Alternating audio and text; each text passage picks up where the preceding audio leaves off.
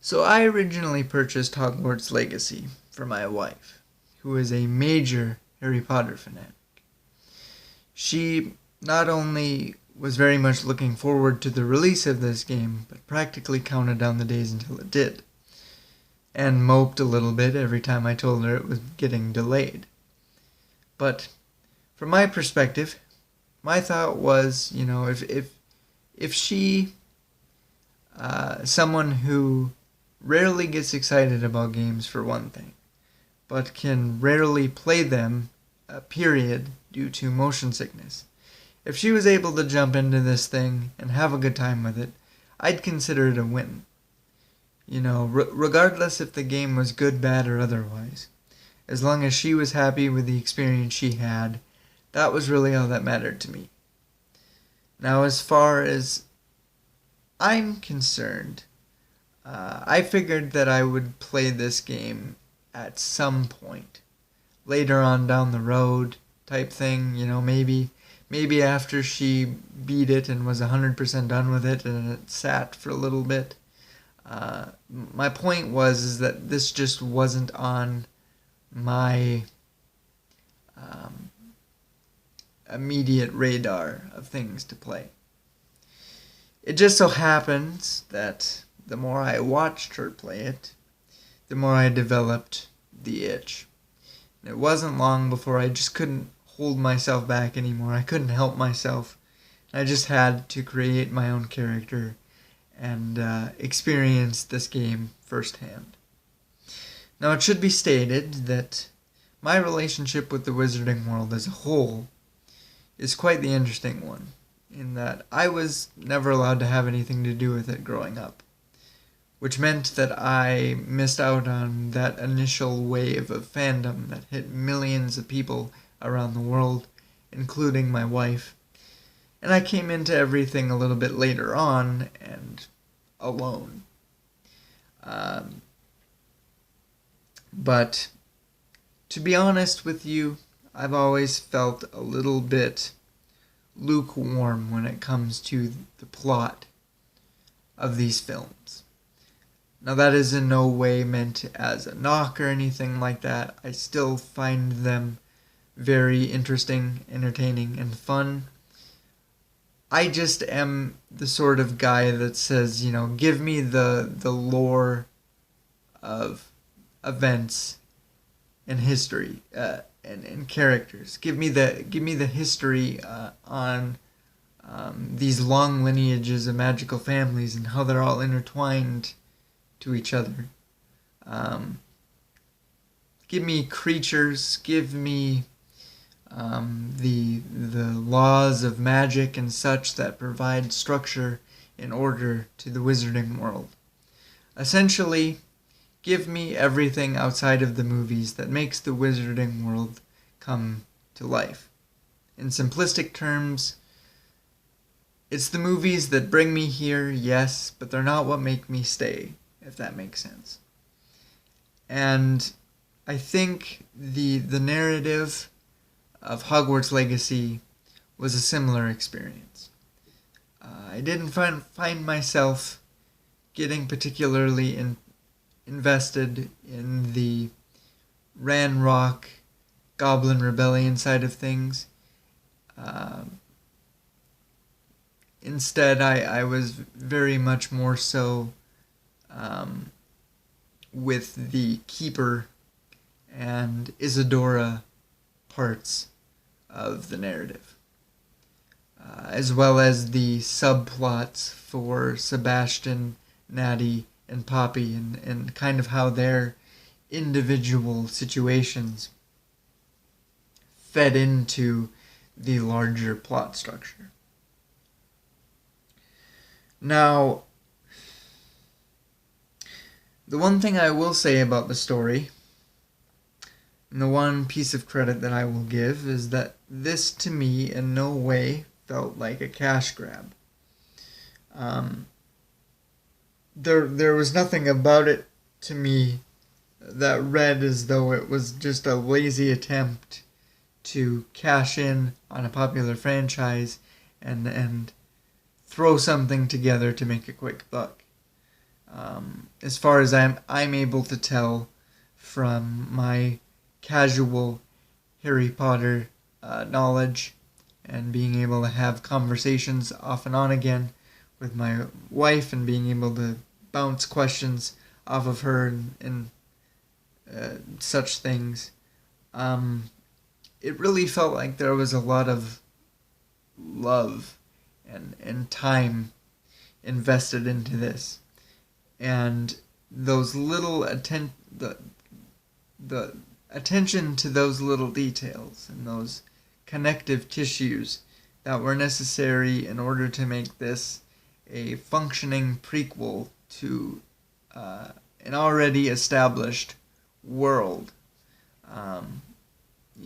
This game's tagline is "Live the Unwritten," and that's exactly what it felt like to me. The only difference between this and everything else is that this is a video game and not a movie or a book. But as far as I'm concerned, it completely works as a prequel to Fantastic Beasts and Harry Potter. It fits right in at the I won't say earliest point in the timeline, or earliest, as far as what we have now, point in the timeline, and it, as far as I'm able to tell, flows together quite seamlessly. So we get a big thumbs up from the narrative guy on that one.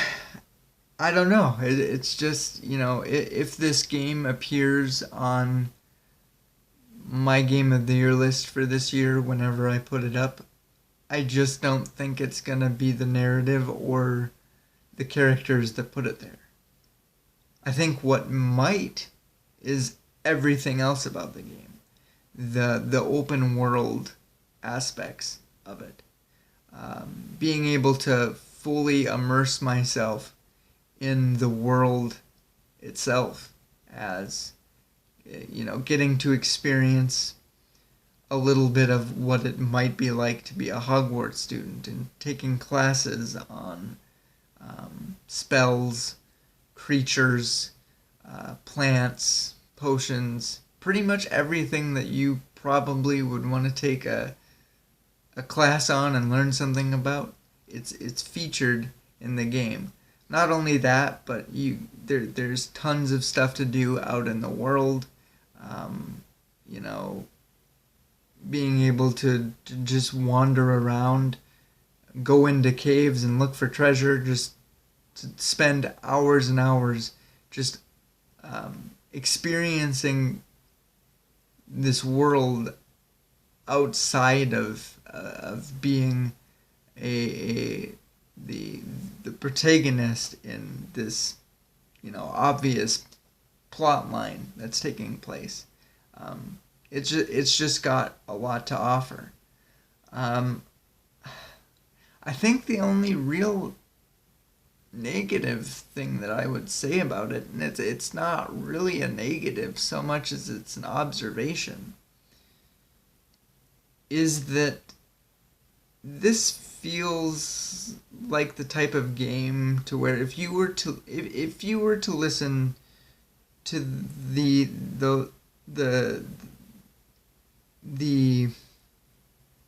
group of gamers, the entitled gamers who complain constantly and demand that they have a certain amount of things to do in games. They have a certain amount of hours. They demand a certain amount of hours to be spent in game before it's really worth anything. This is the type of game that gets made because there is so much to do by way of collectibles and challenges and outside things.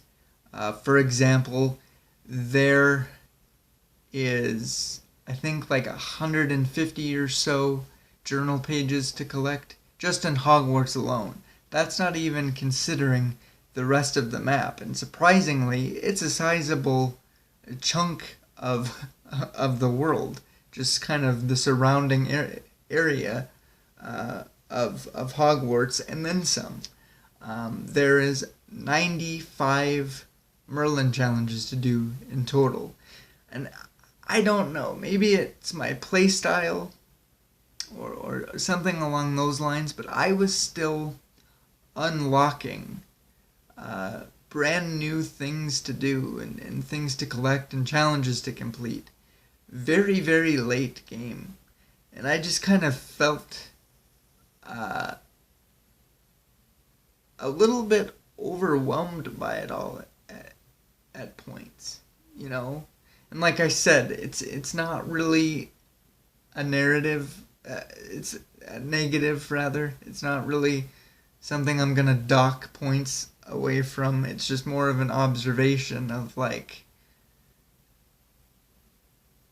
you know, we love open worlds, we love big maps, we love things to do, but you know, it just felt like the developers made sure that nobody was going to complain about a lack of content.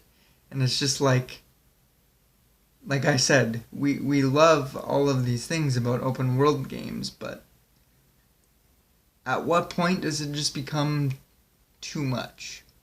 Like I said, I'm not saying that I thought it was. I'm not saying that what is there is too much or a bad thing at all. It's just a little bit of a note that I took down in my experience, and kind of something that I observed is like, wow, there is a lot here, good, bad, or otherwise. You know, I don't think as somebody that killed 50 hours in a week in this game, you know, man, there's a lot to do. With that being said, though, I thoroughly enjoyed this game. Is it perfect by any means? No. But I, and my wife for that matter, we both went into this game not really knowing what we were going to get, not really knowing what to expect. And we both were pleasantly surprised at how in-depth it went, and just the overall experience that it provided was just kind of mind-blowing, because we didn't do any research into the game. We both went in pretty